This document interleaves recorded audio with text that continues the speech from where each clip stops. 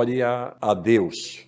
Provérbio 8,17 diz, falando: eu amo os que me amam e os que de madrugada me buscam, me acharão. 8,17, esse provérbio, ele serve de alento, de refrigério para muitas pessoas, e principalmente aquelas mães, pais, que vê chegar 10 horas da noite, 1 hora da manhã, e vê que seu filho saiu para passear e encontra-se ainda na rua, nesta época difícil que nós estamos vivendo. Mas eu gostaria, neste momento, falar para os irmãos que estão me ouvindo acerca de uma parábola que encontra-se no livro de São Lucas, capítulo 15. Mas, por se tratar do capítulo 15, este capítulo, ele possui 3 parábolas, que é nos versículo 4, versículo 8 e o versículo 11. É por isso que muitos as chamam de parábola da misericórdia. E começa dizendo o seguinte, que Jesus Cristo, que naquela época, e a Bíblia diz também que muitos se arrojavam sobre ele e ficavam curados. Mas Jesus Cristo, numa situação diante da multidão, ensinando, ele ouviu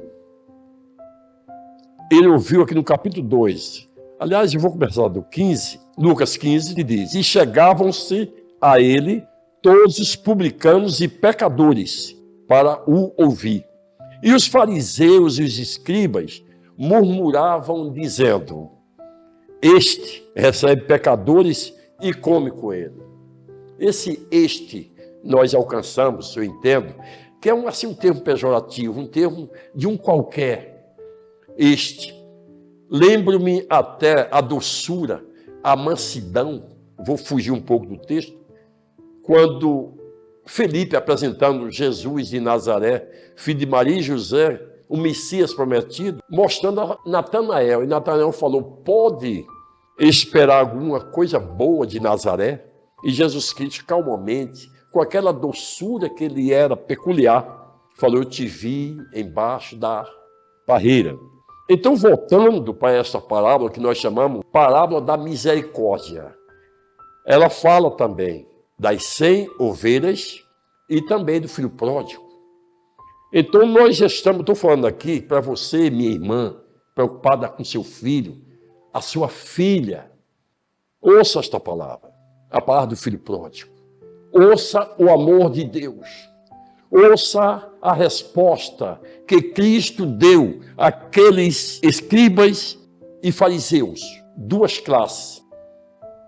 Quando ele mencionou dizendo: que homem dentre vós, tendo 100 ovelhas e perdendo uma delas, não deixa a outra no deserto, as 99, e vai buscar aquela perdida no deserto.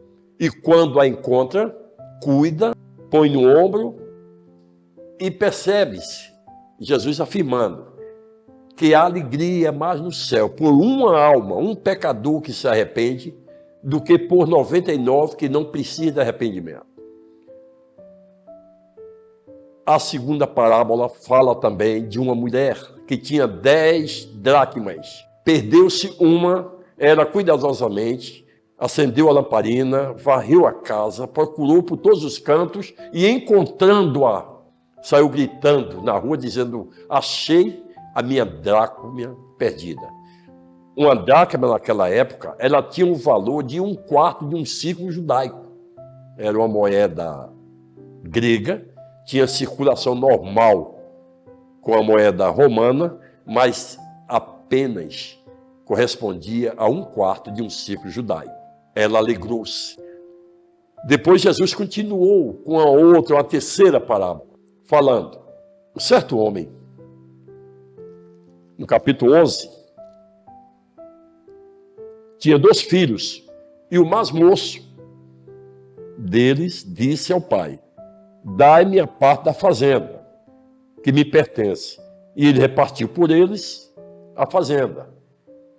Dias depois, aquele garoto saiu de casa, foi embora. Eu quero fazer um parênteses aqui, meu irmão, que está atento me ouvindo, que essas parábolas, elas são tidas como parábola da misericórdia. Esta última, que é a parábola do filho pródigo. E eu estou falando aqui do amor pródigo de Deus. Certo escritor, no arrobo, assim, numa empolgação, ele falou: se todas as nuvens fossem papel, todas as águas dos mares fossem tinta, e todas as árvores fossem caneta, e todos os homens fossem escritores, ainda assim jamais conseguiriam dizer o tamanho do amor de Deus. Porque Deus é um Deus que Ele procura, Ele perdoa, Ele celebra. A mulher, Deus passando por uma mulher, quando Jesus falou, a mulher tinha 10 dracmas, perdeu uma. Depois ele deu exemplo também daquele pastor que tinha 100 ovelhas.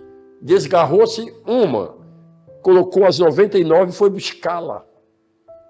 Colocando no ombro e trazia alegre, satisfeito. E a do filho pródigo. Lembre-se que ela começa a iniciar, este homem tinha 2 filhos. E que o menor saiu, dissipou tudo que se lhe havia dado pelo pai, pela divisão da fazenda. E aqueles amigos, entre aspas, deixando-o de lado, ele chegou ao ponto de pedir emprego, pedir trabalho a um fazendeiro, dono de porcos, o qual mandou que ele fosse pastar aqueles porcos. E deu-lhe vontade, fome, mas era tanta a sua fome que ele teve quase a convicção de que comendo aquelas bolotas iria saciar aquela necessidade que ele estava temendo. Mas de repente, ele caiu em si e falou: eu aqui, perecendo, passando fome, e na casa do meu pai não acontecia isso. Ele parou, teve a reflexão, e com certeza você, papai, você, mamãe, você, meu irmão, que está ansioso ouvindo o amor de Deus, a contemplação, a festa, o zelo, a preocupação que Ele tem por cada um de nós. Você, papai, trata seu filho. A Bíblia diz que filhos são flechas na aljava do valente. E aquele garoto, aquele filho, eu aqui vou voltar ao meu pai e dizer: pai, pequei contra o céu e contra ti. Eu não sou digno de ser chamado filho teu. Faz de mim um de teus empregados. Isso é o que é necessário.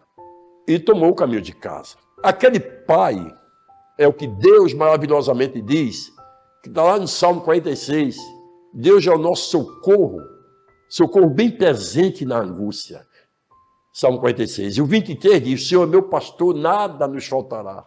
Salmo 91 ele diz: aquele que habita no esconderijo do Altíssimo, a sombra do Onipotente descansará.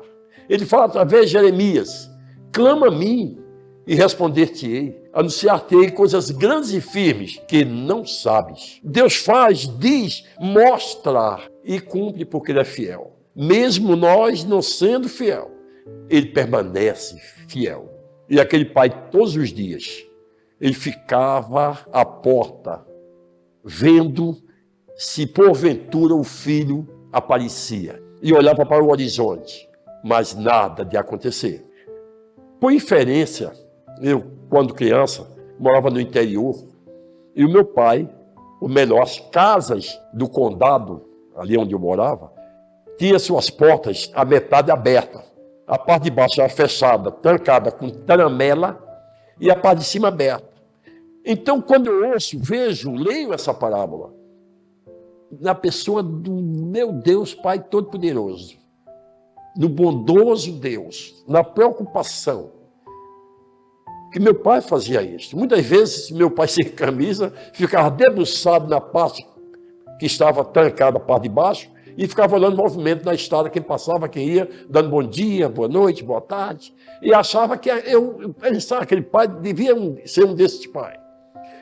Mas, dado o momento, ele olhando ao longe, ele viu a figura do filho, vislumbrou aquela aquele sinalzinho em movimento.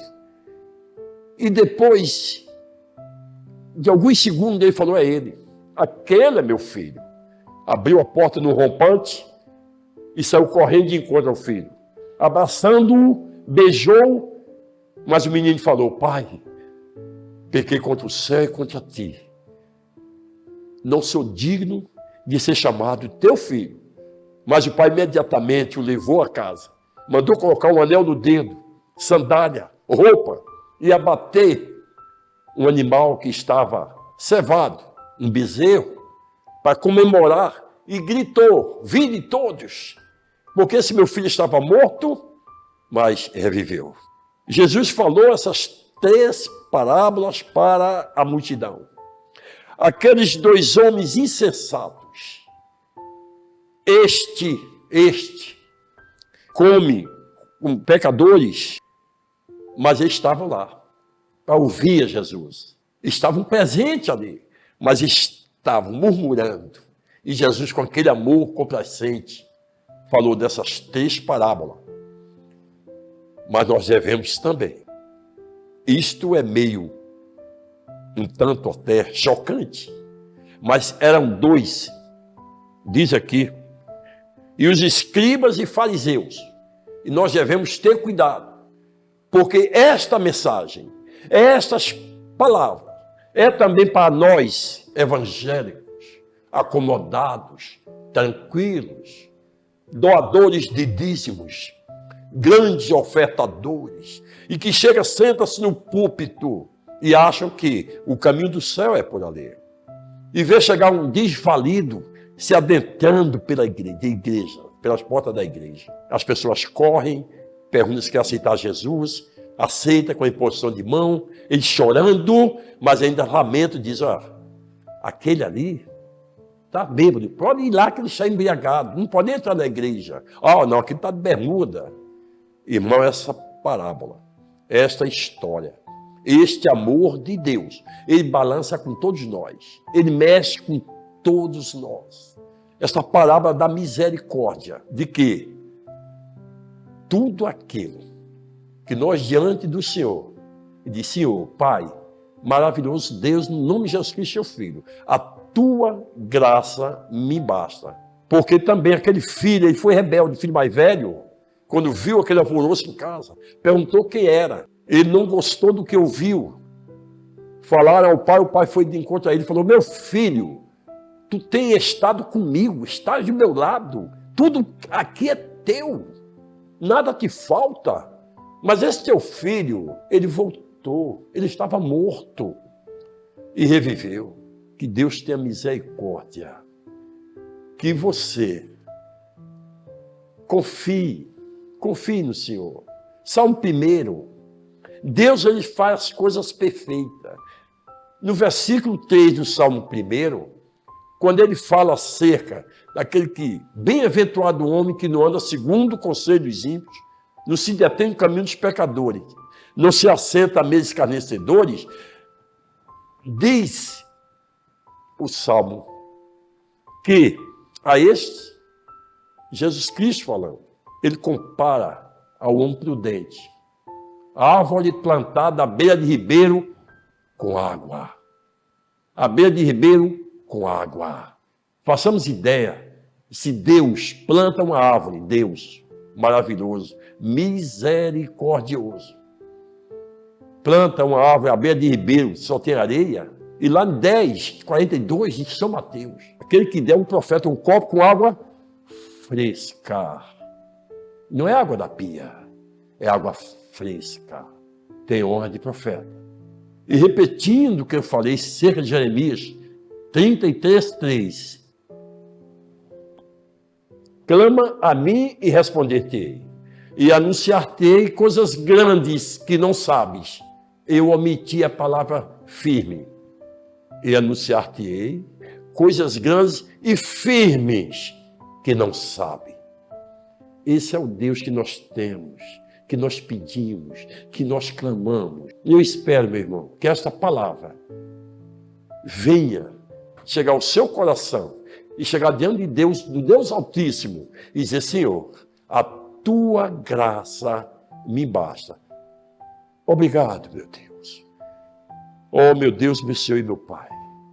Graças te dou pelo privilégio, pela misericórdia que eu estou tendo de chegar diante desta tela e falar para aquelas pessoas que estão me ouvindo, saber que só o Senhor é Deus e que a sua fidelidade é eterna, para todos sempre. Amém. Glória a Deus.